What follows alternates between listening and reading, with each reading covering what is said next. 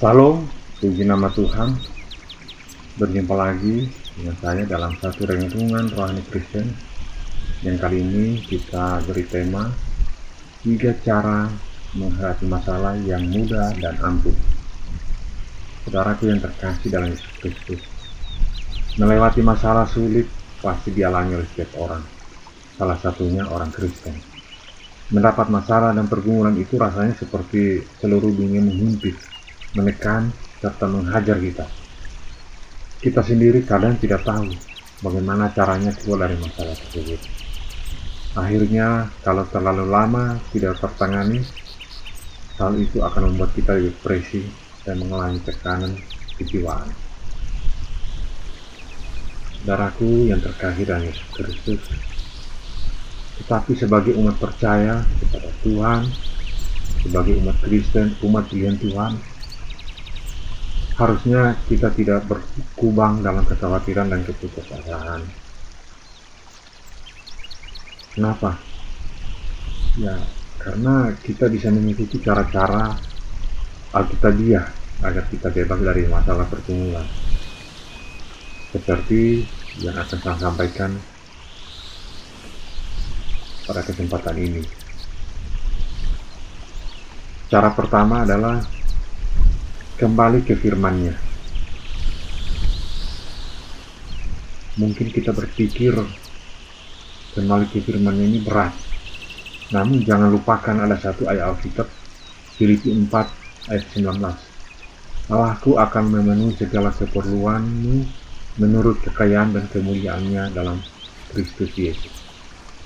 Ini baru satu dari janji-janji Tuhan yang bisa ketemukan dalam Alkitab. Dan masih banyak janjinya untuk membantu Anda dan saya. Inilah yang menjadikan Alkitab sebagai tempat yang terbaik saat kita menghadapi masalah tersulit dan paling menakutkan dalam hidup kita. Kemudian cara kedua adalah katakan kepada Tuhan apa masalahmu.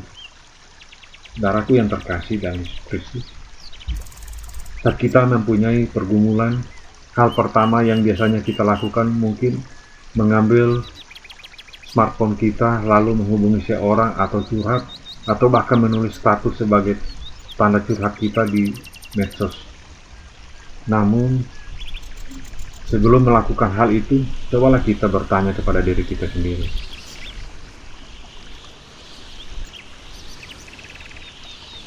Apakah orang ini dapat benar-benar membantu saya, ataukah hanya sebagai tempat pelampiasan saja?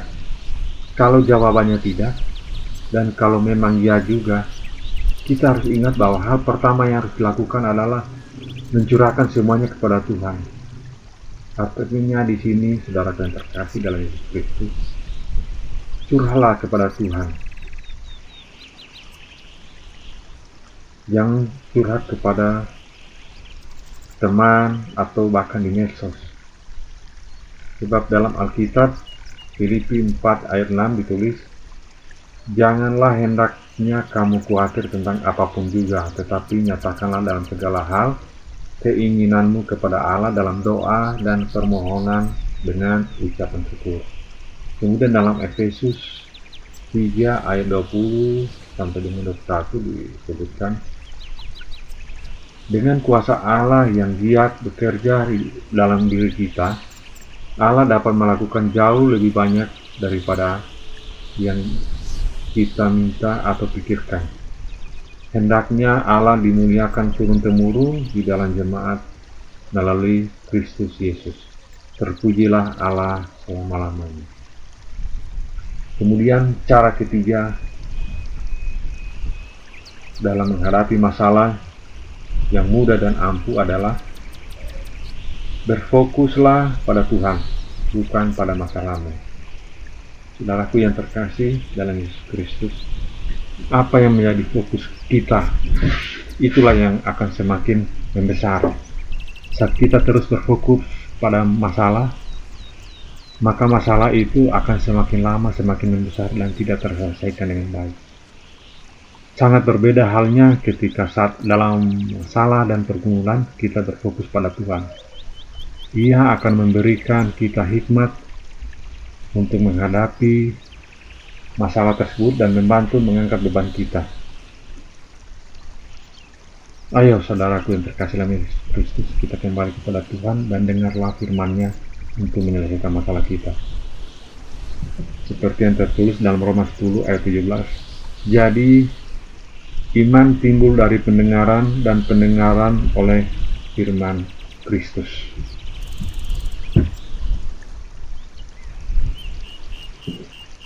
Saudaraku yang terkasih, sambil menghadapi dan menyelesaikan masalah, jangan lupakan juga dalam Matius 11 ayat 28 sampai 30 yang berbunyi demikian, marilah kepadaku semua yang letih lesu dan berbeban berat, aku akan memberi kelegaan kepadamu.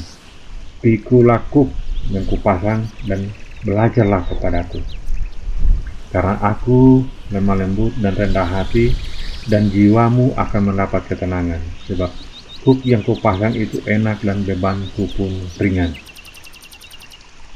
Nah, saudaraku yang terkasih, jika Anda mempunyai masalah, datanglah kepada Tuhan terlebih dahulu. Tuhan selalu ada untuk Anda. Ketuklah pintunya dan bukalah hatimu. Biarlah Tuhan yang membangun hubungan denganmu. Saudaraku yang terkasih dalam Yesus Kristus, demikianlah renungan rohani kita kali ini. Sampai jumpa kembali. Tuhan Yesus memberkati Anda dan saya. Salam.